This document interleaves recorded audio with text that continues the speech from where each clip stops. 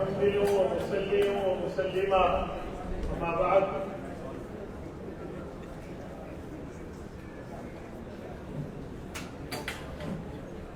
میرے معزز دوستو، آج 9 جولائی 2026 آپ اور ہم یہاں عروج مارکی ملتان میں وفاق المدارس العربیہ پاکستان کے روح رواں حضرت قاری محمد حنیف جالندری دامت برکاتہم کو خراج عقیدت خراج تحسین پیش کرنے کے لیے جمع ہے.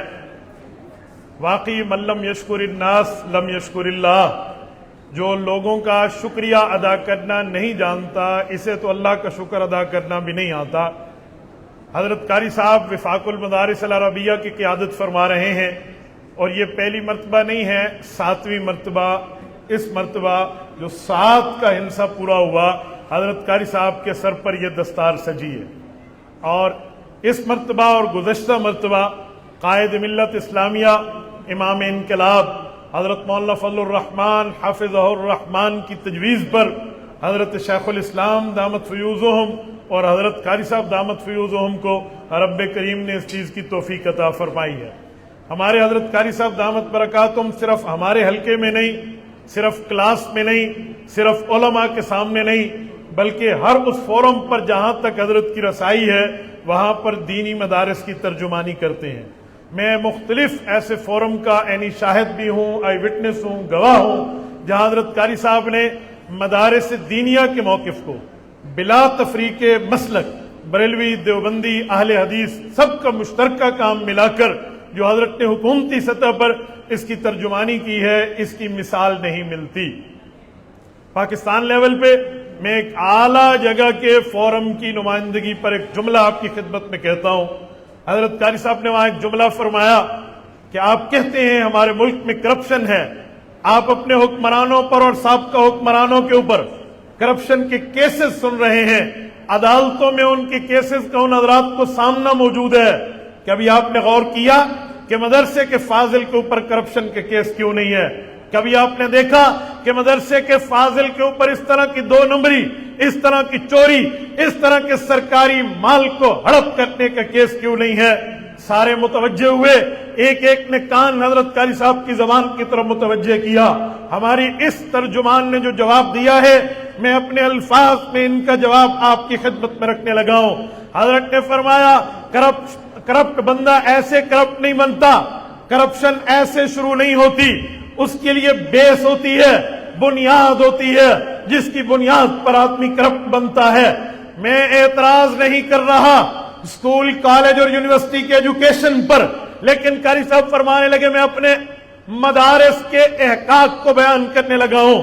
ہمارے ہاں کوئی عنوان، کوئی مضمون، کوئی سبجیکٹ اس بنیاد پہ سلیکٹ نہیں ہوتا کہ اگر کام میں جاؤں گا تو پیسے زیادہ ہیں، اگر میں انجینئرنگ میں جاؤں گا تو پیسے کم ہیں، یہاں دنیا زیادہ ملے گی وہاں دنیا کم ملے گی.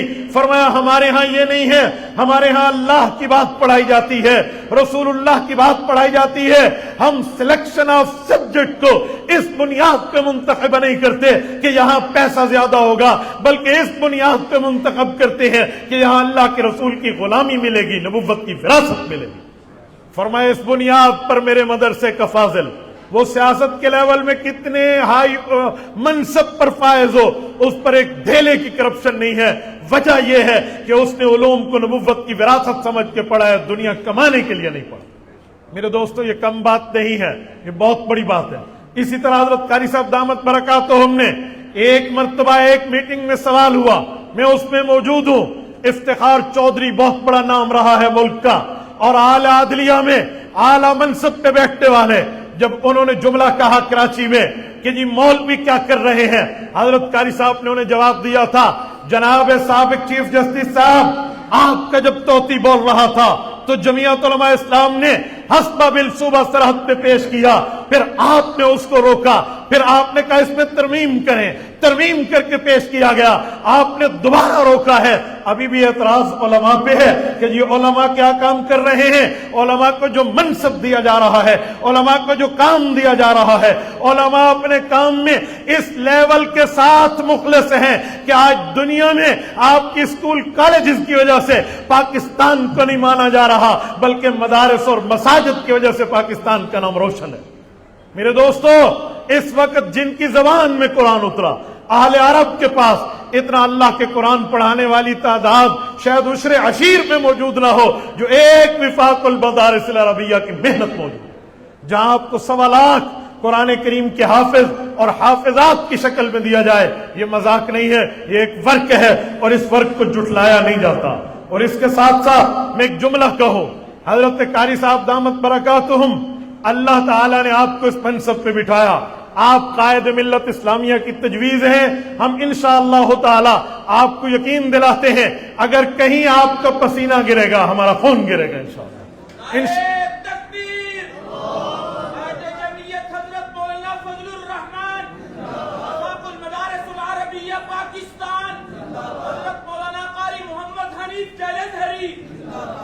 اور میں اس کے ساتھ ایک جملہ کہوں، پرسوں مجھے ایک صحافی نے ایک کانفرنس کے اندر پوچھا کہ مفتی صاحب قائد جمعیت نے ایک تجویز دی ہے وفاق المدارس کے اجلاس میں کہ جس سیاست شرعیہ پر ایک کتاب کو لکھا جائے، کیا یہ مدرسے کے نظام میں سیاست کا انٹرفیئر نہیں ہے؟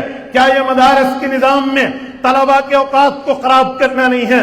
میں نے اس صحافی کو اپنے الفاظ میں جواب دیا، آپ اہل علم ہیں، میں اشارتاً ایک جملہ کہتا ہوں، میں نے کہا اگر سیاست اسلامیہ قرآن اور حدیث کے سلیبس کا نام نہیں ہے تو مجھے بتائیں پھر قرآن کریم کی سیاسی آیات کا ترجمہ کہاں کیا جائے گا؟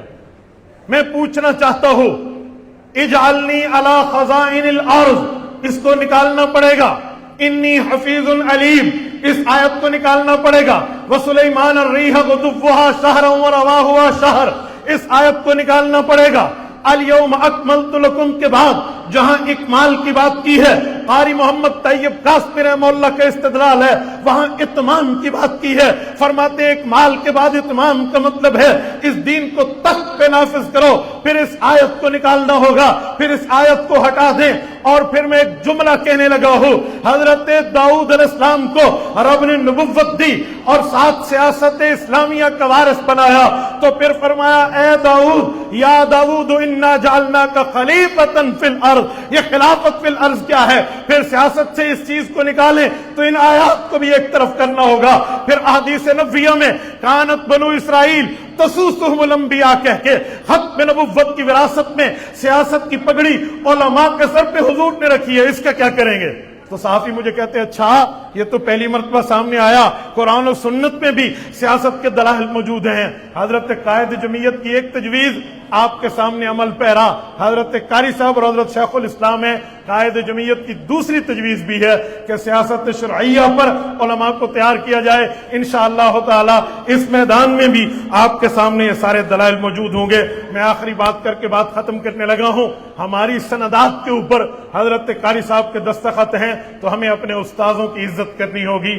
کسی نے کہا نا ان المعلم والطبیب کلاہما لا ينصحان اذا لم یکرما فاصبر لدائک ان جفوت طبیبا واقنع بجہلک ان جفوت معلما۔ اللہ رب العزت حضرت قاری صاحب، حضرت شیخ الاسلام اور ان جملہ اکابر کی زندگی میں، ان کے ارادوں میں، ان کے اداروں میں ترقیات عطا فرمائے۔ جزاکم اللہ تعالی وآخر دعوانا ان الحمد للہ رب العالمین۔